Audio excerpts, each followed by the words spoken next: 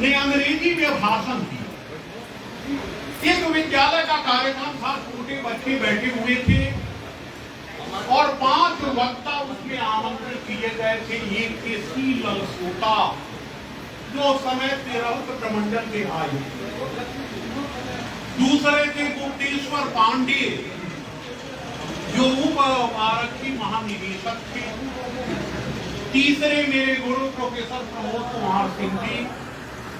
चौथे उस समय हमारे विश्वविद्यालय के कुलसचिव अशोक कुमार श्रीवास्तव जी और चौथा मैं।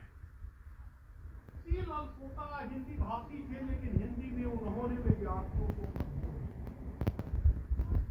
टूटी हिंदी थी, लेकिन उसमें एक बल था, उसमें एक उत्प्रेरक था, विद्यार्थी समझ रहे।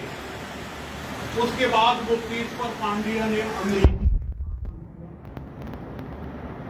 और उन्होंने पुलिसमैन और जेंटलमैन की बात की। हमारे चले गए भारद्वाज जी कहाँ हैं? भारद्वाज जी है ना, बैठिए, आप ही को सुनाना है। तो उन्होंने पुलिसमैन और जेंटलमैन की बात की और हम शिक्षा कर्मियों को जेंटलमैन, बहुत कटाक्ष, बहुत प्रहार। उनकी श्रीमती जी मुस्कुरा रही थी। उसके बाद मेरी बारी आई मुझे बोलना। हमने कहा ईश्वर जब मुक्त हो जाते हैं तो भ्रष्टाचार बढ़ जाता है। गुप्तेश्वर पांडेय जी ने पटना विश्वविद्यालय से संस्कृत में एमए किया था 1983-81 में। तो उनको श्रृंगार पर बोलना चाहिए, सौंदर्य पर बोलना चाहिए, मनुष्यता पर बोलना चाहिए, करुणा पर बोलना चाहिए। तो वे व्यंग करते। कोई एक कविता है, कई कविताएं भारतीय पुलिस पर लिखी गई है, मेरी कविता नहीं है, इसलिए आप यह खालिया कोई कविता है। श्रीमती गुप्तेश्वर पांडे जी बैठी हुई है, मैं चाहूंगा कि वे तारीफ करें कि ऐसा हुआ है। एक थानेदार की शादी हुई। शादियां थानेदारों की भी हुआ करती हैं।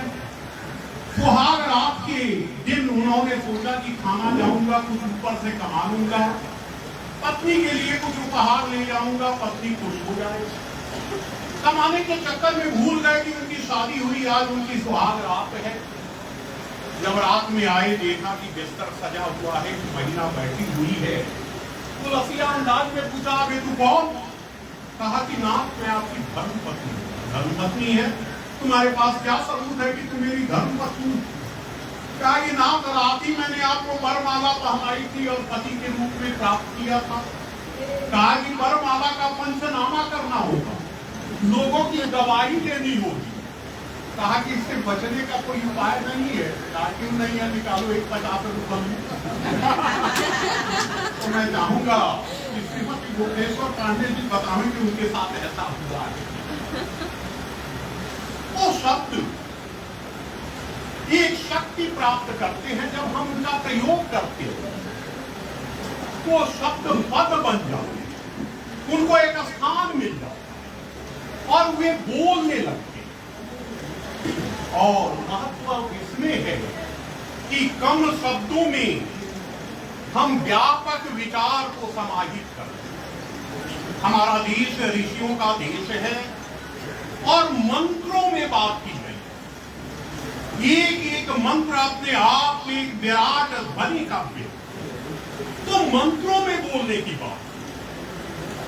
अज्ञेय प्रयोगवादी अज्ञेय, जिन्होंने असाध्य वीणा जैसी लंबी कविता लिखी, लेकिन जब अज्ञेय को कहीं उद्धृत किया जाता है, उनकी व्यंग दृष्टि को जब रेखांकित किया जाता है, तो उनकी सबसे छोटी कविता है सांप।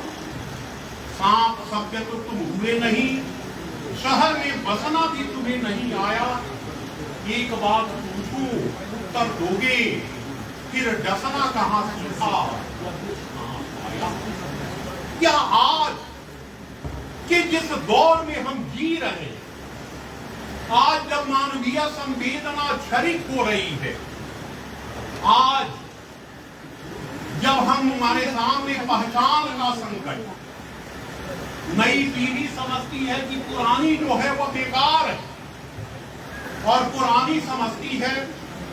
भाई अंजनी जी बैठे हुए हैं, वे तो उर्दू साहित्य के विश्वकोश हैं, लेकिन वसीम बरेलवी ने जब कहा होगा कि नई उम्रों की खुद मुख्तारियों को कौन समझावे, कहां से बच के चलना है, कहां जाना जरूरी है, तो कहीं ना कहीं एक बेचैनी, एक रचनात्मक बेचैनी रही होगी कि कैसे लोग दिशाहीन हो रहे हैं। आज हम शब्दों से खेल रहे हैं।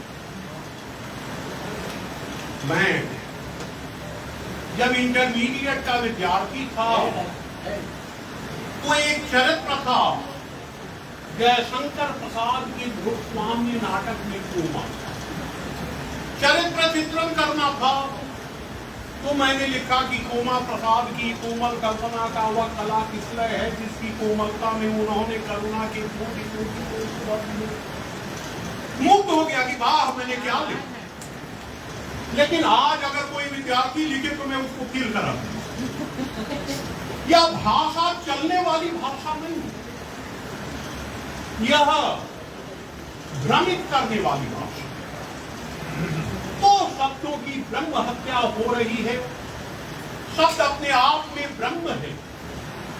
हम जैसे शब्दों का प्रयोग कर रहे हैं, यह ठीक है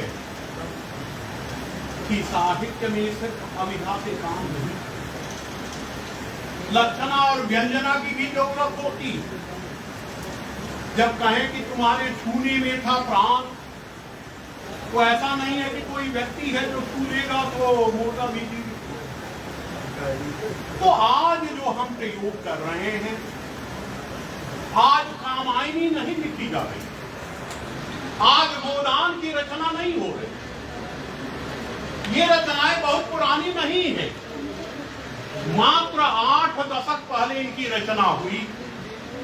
हमारे यहाँ महाकाव्य के लक्षण दिए गए हैं कि